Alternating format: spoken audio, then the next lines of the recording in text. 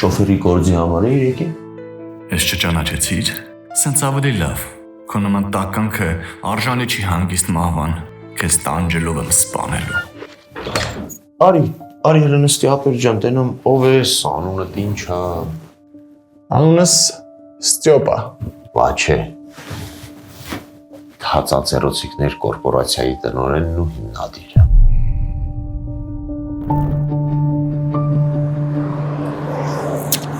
Ինչ հարիր ախպեր։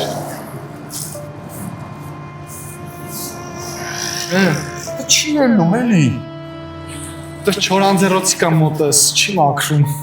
Որ մեծանամ, թացանձերոցիկների գործարան եմ դնելու, վաչո։ Ստյոպ։ Հա, ինչ-որ բան եք ասում։ Ապեր, ինձ շատ շտապ վարորդ է պետք։ Հին շոֆերիս, հին ավտոյիս հետ ծախել եմ խազախների։ Հիմա ինձ նոր շոֆեր է պետք, դու ասենք վաղը 10-ին առավոտ։ Կարաս գործի լինես։ Առավոտ 10-ին։ Հա, տնոջս պետք է տանես սուպերմարկետ, մյուս օրը տղուս ծնունդն է։ Կլնեմ, առավոտ 10-ին կգամ։ Ապեր, 10-ին, չուշանաս։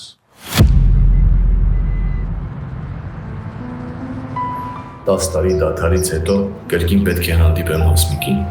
Իսկ ինչ կզգամ Հարգելի քաղաքացի, բարև ձեզ, առաջիկա քաղաքական ընտրություններին կասեք ում եք ընտրելու։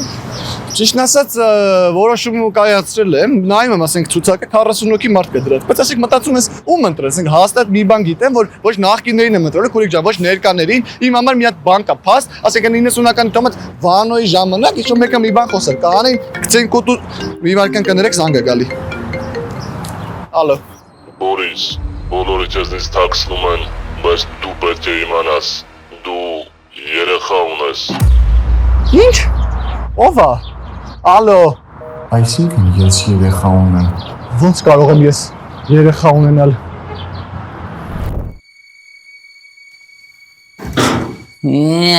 Այս նորեկներ ենք հաստացել։ Չէ, հաստատ այս դեպքը չէր, բա կարող է։ Ո՞վ է։ 1, 2, 3։ Անձամբ իմ ձեռքով եմ հավաքել գեղեցիկ ծաղիկներ, գեղեցիկ Հասմիկին։ Որո։ Նայ, դեռ ինչ է։ Կներես։ Մի վարքան։ Այսինքն Հասմիկի